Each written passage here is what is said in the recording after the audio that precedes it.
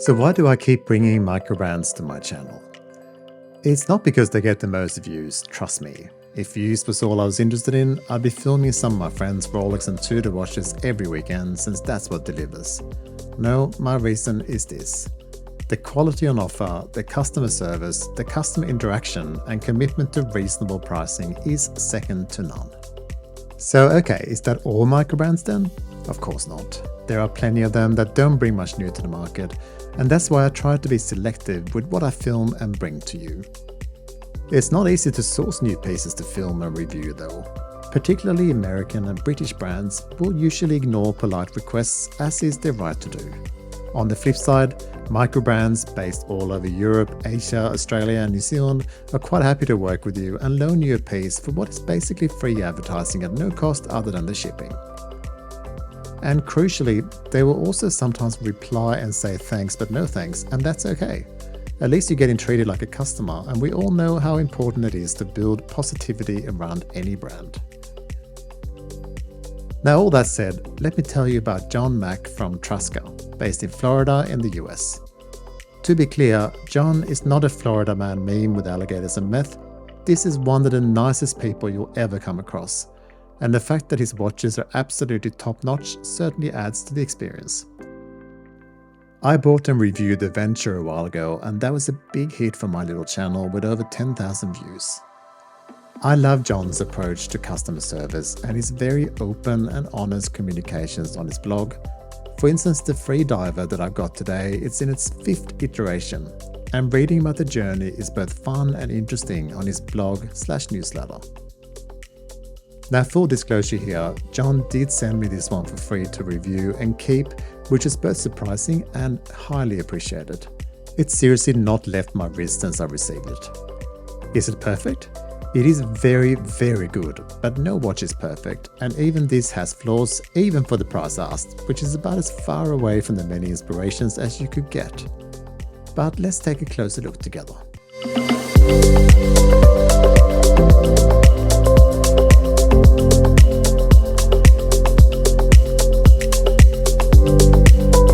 So far, this has been the James Bond watch for me.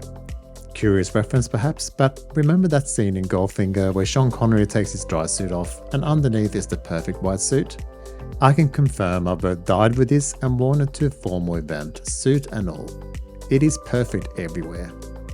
So part of this equation is the sizing though, so let's cover that.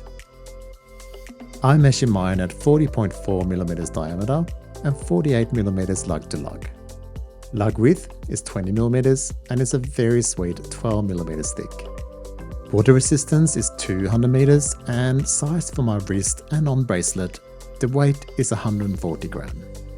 You can get this in mint green, sun-bleached orange, arctic white and my absolute favorite, perhaps since I'm a bit boring, carbon black. I think they all look great, but this black one is perfection to me.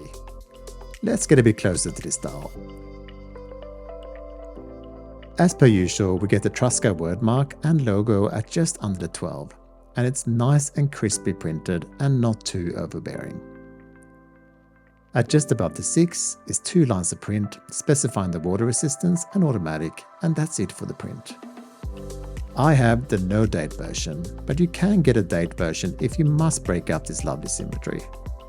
I love how I can just set this watch in 10 seconds and off I go.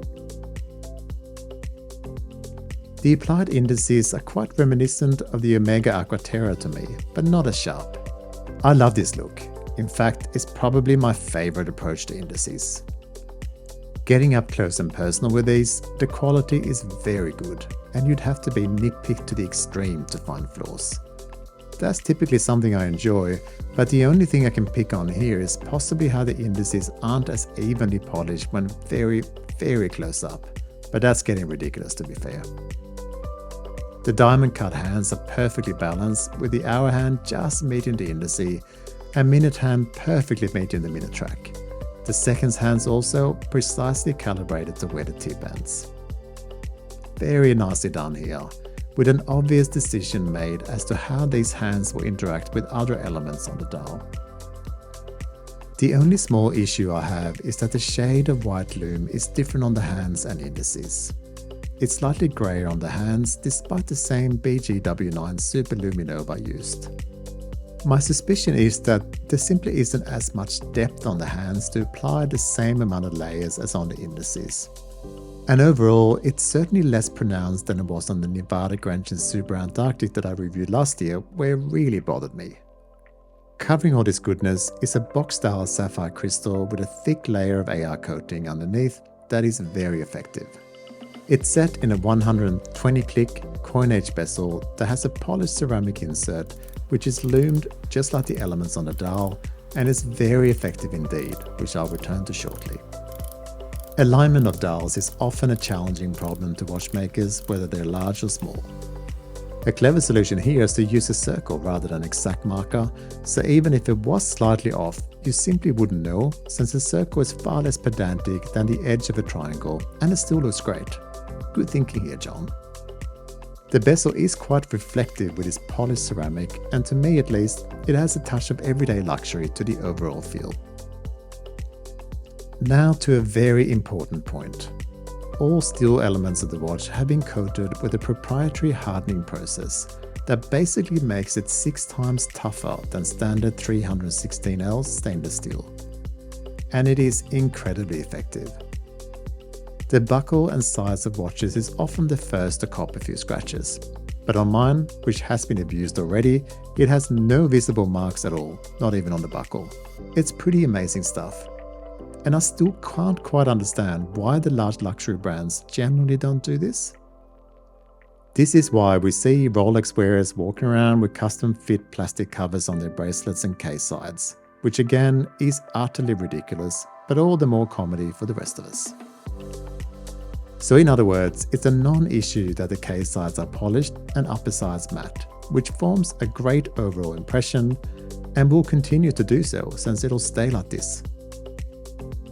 Even the sign crown, which trust me is the first to usually get punished, is in pristine condition other than my archenemy dust. Flipping the watch over, there is a bit of print with specks, but it's mainly a blank canvas for engraving, which is a minimalistic approach that works. I wouldn't mind that lovely logo on the back myself, but each to their own. Inside, we'll find what many microbrand owners describe as the most reliable, perfectly sized and overall gem of a movement in the Miyota 9039.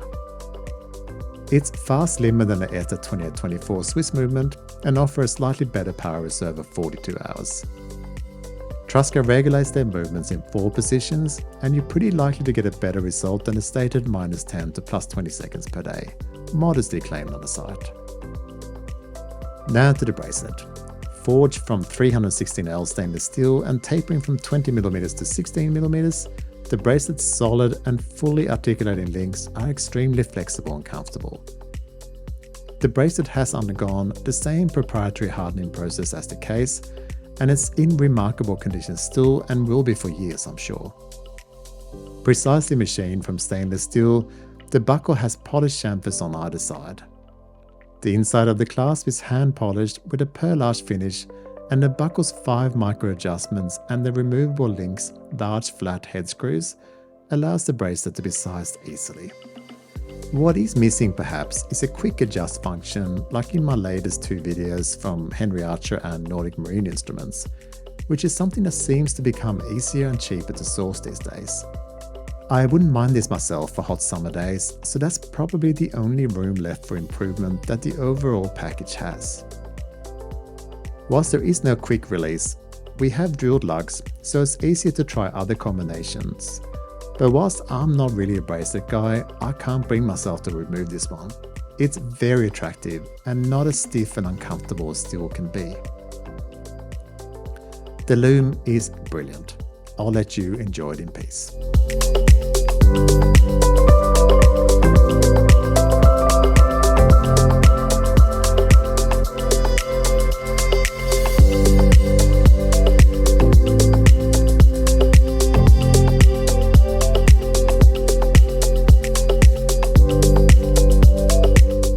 If I had the question around one watch to buy that's under $1,000 and is a classy, no-frills watch with all the right inspirations from its luxury siblings, it would be the Trusca Freediver. In fact, I'll be pretty happy just wearing this every day forever. Now, unfortunately, I have the disease of watch collecting and always wanting new things, but honestly, this is a one watch collection that would be good for both experienced and non-experienced watch people. Sure, it doesn't have a Mega, Tudor, or Rolex on the dial, but it looks just as good and will be just as reliable and in fact far easier and cheaper to service. You can dive with it, you can knock it around all you want, it works with a suit, and if you do get sick of this comfy bracelet, it's easy to change it.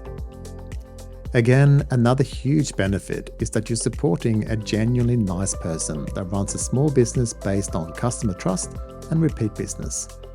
And if that's not the final nail in the coffin that contains your credit card, I don't know what is.